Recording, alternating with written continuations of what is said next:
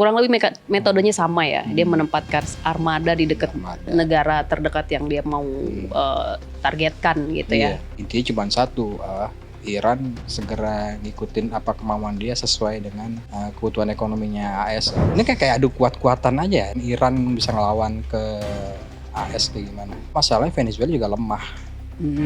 Juga dari lemah segalanya. Maka di Timur Tengah tuh yang paling besar megang senjata nuklir sebenarnya Israel, bukan Iran. Dia beruntung didukung banyak negara baratnya sih. Tapi kayak Gaza ini masih tetap aja ngebelain dia juga.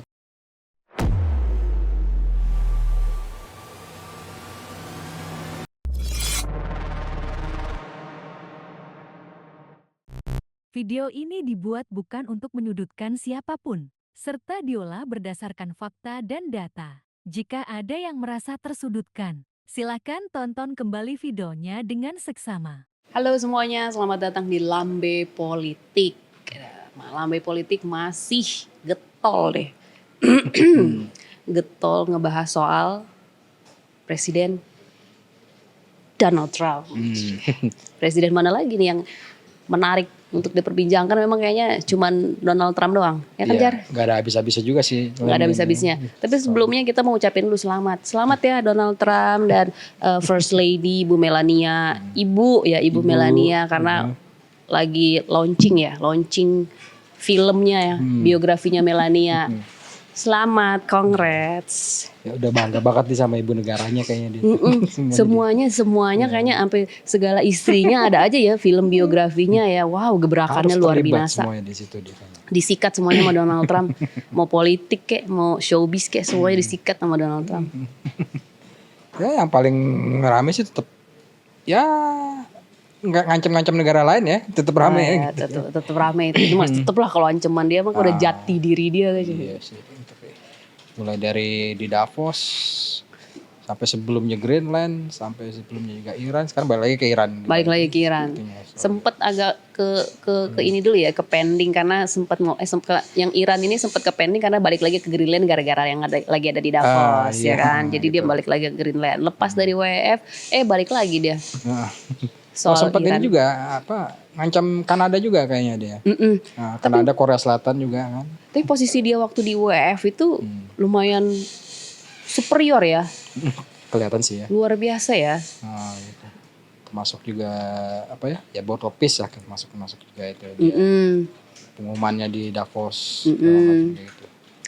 Tapi ujung-ujungnya kayak ya ngebullying, neken negara lain lagi gitu. Tapi speaking of Board of Peace ini emang agak ini ya. Chairnya dipegang oleh satu orang gitu ya. Terus kemudian anggotanya negara. Luar biasa ya. Bisa begitu ya. Jadi absolut bisa dibilang nanti kayaknya. Betul, nanti bisa dibilang nanti dia bakal jadi presiden, istilahnya udah lepas dari jabatan dia yang jadi presiden Amerika Serikat ini, dia bisa juga menjabat jadi presiden yang lain. Toh dia megang negara-negara juga kan. Iya, itunya bisa. Ya kayak sekarang dia udah keluar dari organisasi internasional banyak, bisa jadi dia bentuk lagi sendiri kan. Udah nih kan. Udah keluar kan. Nah, yang berkaitan dengan kesehatan dia bisa bikin sendiri sama dia. Dia sendiri jadi kepalanya. Kan nggak mungkin kan kalau misalnya dia. Mungkin semua itu mungkin kalau di bawah kendali dia semuanya mungkin. Iya. Ya kita lihat aja sih geopolitiknya kayak gimana. Tapi ada lucu-lucunya juga nih orang, cuman lama-lama jadi terlalu ya itu neken ke negara lain demi kepentingan dia. Dan salah satunya sanksi kali ya, buat sanksi ke negara lain gitu. Supaya negara itu bisa tanda tangan lah apa yang dia mau sama mereka gitu, ngikutin lah istilahnya kayak gitu. Tapi itu yang gue masih nggak masuk gitu, masih nggak masuk. Dia bikin satu dewan yang dipimpin oleh dirinya sendiri gitu, as a person ya, personal gitu, as a person. Terus kemudian anggotanya adalah negara. Itu keren banget sih. Dan berhasil ngumpulin gitu. Iya, dan berhasil mengumpulkan berapa? 35 apa udah nambah? 35 sekitar negara. Itu ya 30 sampai mau gitu. Join juga, sama dia. Termasuk ya udahlah. Termasuk negara-negara Islam Qatar, Maksud gue gitu, gue mau ngomongnya gitu, termasuk Qatar, Arab Saudi gitu kan, mau Jordan, nimbrung gitu. ya. Nih Qatar, Arab Saudi semuanya gitu mau gitu nimbrung sama Israel, keren banget tuh ya. Tapi Palestinanya nggak ada. Tidak ada yang berkepentingan paling jadi korban lah. Iya. Nggak ada disebut sama Padahal sekali. ngomonginnya soal Gaza, tapi negara yang dibahas tidak ada ya. Ada. Ya, Agak membingungkan memang ya. anomalinya ya. Terus sudah ada plannya New Gaza yang didesain oleh menantunya sendiri. Yang developer properti gitu. Mau ya negara-negara seperti Qatar dan Arab Saudi dan yang lainnya ini untuk Turki ya mau ikutan juga. Gak tahu ya apa yang Jangan gatel untuk menyebutkan yang Oke deh, segitu aja. Segitu aja deh. Udah deh. Tapi yang paling rame sih emang yang baru-baru di seminggu ini ya. Ya dia mulai provokasi ke Timur Tengah lagi ke Iran. Nah, udah ditaruh juga tuh USS Abraham Lincoln-nya ke Teluk Persianya gitu. Kurang lebih metodenya sama ya. Dia menempatkan armada di dekat negara terdekat yang dia mau targetkan gitu ya. Dan intinya cuma satu, Iran segera ngikutin apa kemauan dia sesuai dengan kebutuhan ekonominya AS ya. Yang kita lihat sih dia maksa Iran supaya tetap segera ikut perundingan atau kalau nggak dikasih sanksi baru. Padahal udah banyak sanksi yang diterapin ke Iran loh. Udah banyak. Iya dan hancur juga ekonominya kan. Iya kasihan. Itu yang micu protes aja minggu kemarin. Harga rialnya turun. Terus ya harga-harga udah pasti kalau negara lagi terdampak begitu apa-apa mahal ya. Kalau udah ada kesenggol urusan perut siapa yang nggak ngamuk ya lagi iyalah turun ke jalan udah biar turun ke jalan. Sekarang udah ya bisa dibilang adem sih ya. Tapi tetap aja lah ya. Tapi hebat Iran ya. Strong loh dia. Ya strong aja menurut gue ya, saya strong tuh.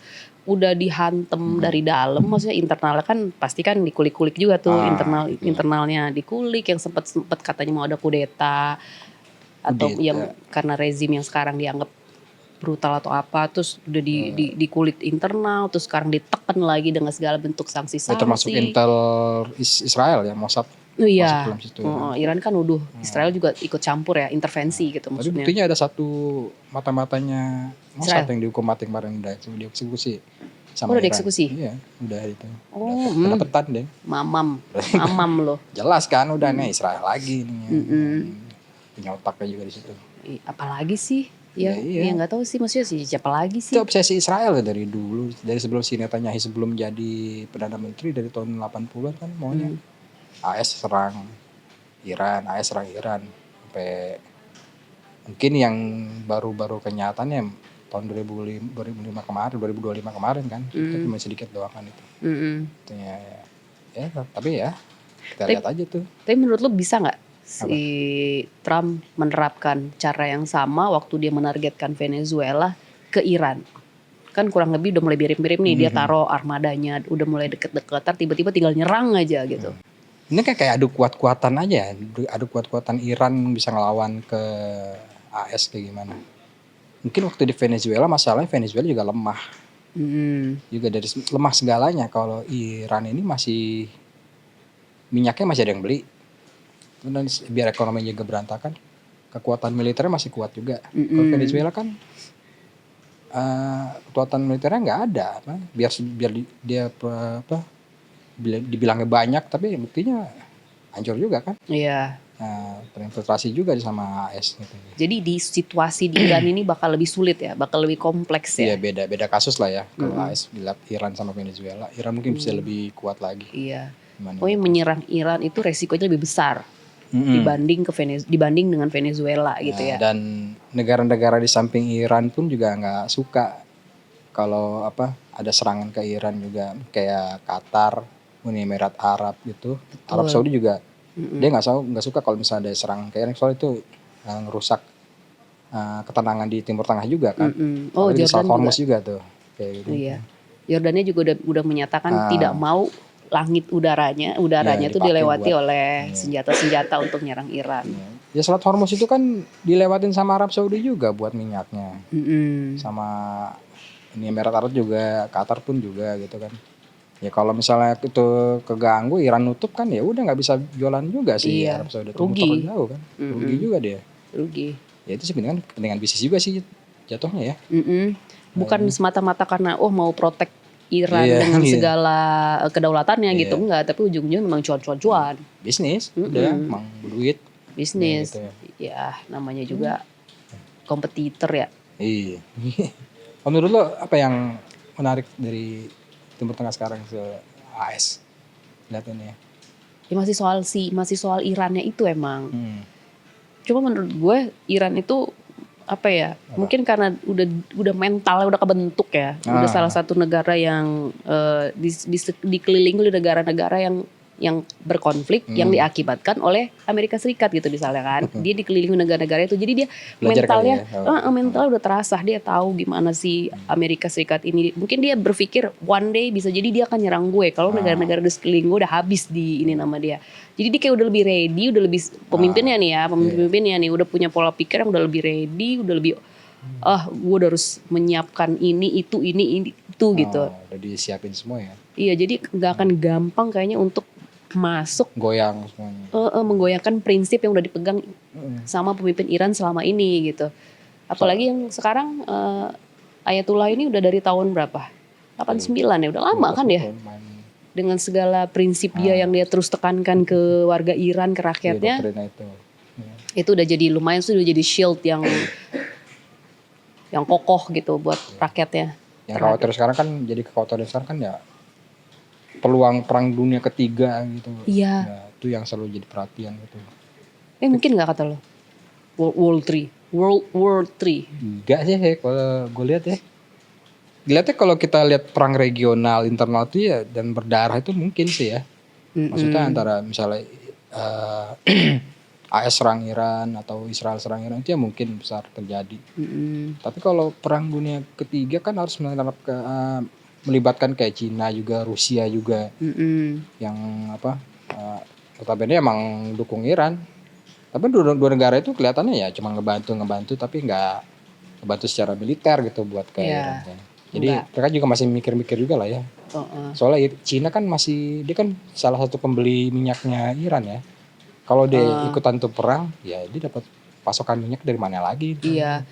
Berkurang pasokan minyaknya, mungkin dia bisa tempat yang lain, tapi dari Iran lumayan besar juga sih dia. Jadi mikir-mikir juga ya dia ya, kalau sampai kenapa-napa ya. Cina, kalau sampai dia ikutan turun gitu ya. Ya paling si Rusia doang yang Rusia kalau ke Suriah, kan waktu itu yang Suriah kan di backup sama Rusia juga, tapi ya nggak gimana juga ya. Itu kayak nggak niat ya. Iya kayak mungkin ada keperluan yang lainnya aja gitu. Si Rusia kayak go with the flow aja yang liatin kondisinya yang terbaru sekarang aja kayak ya lagi ya bisa menguntungkan buat mereka juga gitu. Pada dasarnya Rusia juga punya sumber daya alam juga banyak tuh, mereka bisa bertahan sendiri gitu. Kadang nggak butuh negara lain juga mereka. Ih, keren banget ya Rusia nih, top banget. Gede. Mantap. Tapi kalau ngomongin soal nuklir nih, Iran ini seberapa banyak sih nuklirnya? Sampai kan ya salah satu yang dikhawatirkan oleh Amerika Serikat kan memang nuklirnya Iran. Ya. Emang seberapa masif atau seberapa bahayanya sih itu yang dipaksa nuklir Iran ini? AS buat segera Iran ini ya ikut turun di perundingan itu ya. Kalau dia kan selama ini kan klaimnya emang nuklirnya buat digunakan untuk buat sehari-hari ya, listrik, kesehatan segala macam gitu. Buat senjata nuklir mereka bilang nggak ada gitu. Tapi masalah itu udah diperiksa sama IAIA, Badan Atom itu dia bilang mereka juga nggak ada senjata nuklir emang itu beberapa tahun yang lalu. Yang justru jadi pertanyaan kan Israel nggak pernah mau diperiksa. Tapi udah pada rahasia umum kalau dia pegang suara ledak nuklir udah banyak dia gitu. Dan tetap nolak IAEA masuk ke dalam buat diperiksa. Dia kan suka-suka gitu. Dia. Iya makanya. Ya sama aja 11-12 sama partnernya dia itu. Maka di Timur Tengah tuh yang paling besar megang senjata nuklir sebenarnya Israel bukan Iran atau Arab Saudi kan nggak punya. Ya Justru Israel sebenarnya yang harusnya dikhawatirkan memang pergerakan Israel ya, Israel, karena ya. kapan aja dia bisa dengan apalagi dengan dukungan Amerika gitu ya. Iya. Kapanpun dia bisa mau keluarin alutsista dia yang kayak gimana juga mungkin Amerika akan mendukung aja gitu yang Ya dia beruntung didukung banyak negara ya baratnya sih. ya karena dia juga kan kebanyakan turunan barat juga ya kan, makanya pola pikirnya sama kayaknya. Iya. Setelah dia lihat kayak Gaza ini masih tetap aja ngebelain dia juga kan, nggak ada yang terlalu, kecuali warga dari AS atau di Eropa itu yang nggak suka juga sama Israel kan gitu. Kalau Banyak. pemerintah tetap aja ngebela Israel juga, nggak ngaruh juga itu mah. Ujungnya bengong, ujungnya abis ngomongin Israel bingung. Terus gimana? Ini mah orang mereka yang berkuasa ya, kita bisa apa gitu. Terus lu sempat kepikiran gak sih kalau misalnya kan Amerika ini sekarang udah Venezuela, terus sekarang lagi on target ke Iran. Kalau menurut lo one day bisa gak sih hal-hal seperti itu terjadi di kita? Terjadi di negeri yang gemah ripah. Apapun bisa Jinawi terjadi ini. sama dia ya. Sama kita kalau apa, as long as kita ngikutin kemauan dia mungkin aman-aman aja gitu. Tapi kayak ya contoh yang melima lah, itu kan udah bukan rahasia umum lagi kalau mereka juga dibalik itu kan. Ya. Ya udah terkenal kalau AS kalau ada pentingannya keganggu di suatu negara, dia bisa merubah kekuasaan di negara itu. Ya, tapi waktu yang tahun 6566 kan masih smooth ya. Iya kan masih. Kalau misalkan tiba-tiba dia menerapkan hal yang sama gitu kayak ke Venezuela, tiba pakai operasi, pakai serangan militer segala macam gitu, itu menurut lo ada kans gak kayak begitu? Semuanya bisa terjadi sih kalau di bawah Trump ya. Iya. Kalau presiden berikutnya kita bukan Trump mungkin nggak, mungkin bisa masih agak lebih ya nggak kayak dia waras banget ya. lah gitu artinya. Gitu. Ya kan yang rame juga kemarin Cina eksekusi hukum jenderalnya kan yang dibilang mau kudeta. Antek-antek. Dan katanya itu dari antek-antek CIA juga, kita nggak tahu benar apa enggak. Iya. Mungkin dari pernyataan dari Cina sendiri itu kan. Antek-antek jadi asing. contoh juga kan, itu bisa infiltrasi juga masuk ke dalam. Umum ya istilahnya ya, antek-antek asing itu sangat lumrah ya sekarang ini kita dengar ya. Itu umum. Antek-antek asing. Tapi ujungnya ketahuan terus akhirnya dieksekusi. Terus akhirnya ada muncul headline yang strategi Amerika Serikat tidak berhasil gitu. Keren kali Cina berarti bisa tahu ya mana yang dalam waktu singkat tuh, nggak berapa jamnya udah langsung diciduk di proses hukum ya itu. Jangan main-main sama si Jinping. Iya. Itu padahal katanya teman matanya banyak tuh di belakang semua. Ini matanya banyak. Teman sekolah si Jinping atau apa itu jenderalnya itu katanya. Oh gitu. Padahal udah bestie dari lama ya. Tapi si Jinping nggak bodo amat. Lu ganggu pemerintahan gue ya udah. Kena lo ini. Habis lo gue depak kata dia. Terus sekarang si Jinping habis ketemuan nih PM Inggris. Nah, Starmer. Mesra banget kayaknya. Iya lagi mesra. Terus mungkin ya gitu gara-gara faktor Amerikanya juga ya. Akhirnya Inggris harus mencari opsi lain, alternatif lain setelah itu hubungan. Faktor Greenland juga kan, mereka juga nggak suka AS ngedorong buat caplok Greenland gitu. Jadi, padahal hubungan Inggris-Cina udah sempet dingin dan merenggang 8 tahun terakhir. Tapi demi itu Keir Starmer harus menghangatkan kembali hubungan kedua negara yang untungnya disambut baik sama si Jinping. Gak ada pilihan lain sih. Iya apalagi lah. Gitu. Toh kata si Jinping, Inggris oke, welcome. Di Cina pun juga gak masalah ya.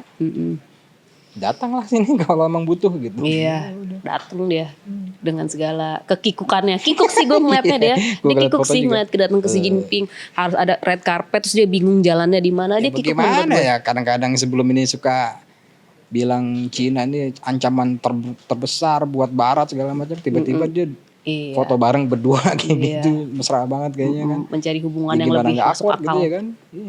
Gitu. Semua gara-gara Trump dengan manuvernya. Semua gara-gara ambisinya Trump ini. Manuver Eropa menggantikan AS kayaknya. Ya susah ya kayaknya mah repot lah. Berat. Nggak bisa. Orang sekjen apa? CEO apa sekjen gue lupa. Sekjen NATO juga udah bilang ya. PM Belanda tuh. Rutte itu. Mark Rutte ya. Oh itu bekas pemain Belanda. Oh iya. Iya, bener. Kok gue nggak ngeh ya? Iya, Oh iya benar. Udah jadi Belanda. sekjen NATO yang bekas. Dia udah bilang nggak bisa ngapa-ngapain, nggak ada Amerika. Lu cuma bisa dimimpi kalau lu pengen nyaingin Amerika atau bisa mengimbanginya. Iya, agak mengherankan ya dia bisa ngomong kayak begitu. Aneh sih buat gue. Nggak mengherankan. Enggak, agak mengherankan. Oh, agak mengherankan. Kok bisa dia ngomong kayak gitu ke Ya mungkin karena dia tahu diri kali ya, udah tahu mungkin. kapasitas NATO gitu Iya. di Amerika. Compare dengan Amerika Serikat gitu. Ya, terlalu tergantung sama AS. Jadi kayak gitu. Gitunya. Jadi ya mungkin ya udah jelas Terlalu nggak tergantung. bisa apa-apa lagi kecuali tergantungannya dengan AS makin lebih besar lagi. Terutama untuk senjata dan bantuan-bantuan intelijennya juga. Itu mereka butuh banget sih. Betul. Ya selama Amerika masih seadidaya ini ya semua orang masih akan tergantung. Masih Semua tergantung. negara masih akan sangat tergantung dengan Amerika ini. Ya harapannya di Cina aja udah. Ya kalau bisa dia nyanyi gitu. ya mungkin sih udah agak sedikit bisa mengimbangi, cuman kan masih ditahan gitu. Perlu lebih lama lagi. Betul. Oke, kalau begitu Yuk. one day next time lagi kita bahas ya soal Sip. ini. Emang kalau Donald Trump ini nggak ini. Nggak habis-habis deh. Ada aja yang bisa dibahas, diperbincangkan atau didiskusikan, digosipin gitu soal Donald Trump. Oke, penonton Lambe Politik, sampai jumpa lagi ya dengan pembahasan yang bisa lebih lebih panas gitu ya. Tunggu ya, kalau lebih panas. Lebih unik lagi deh. Thank you for watching, bye.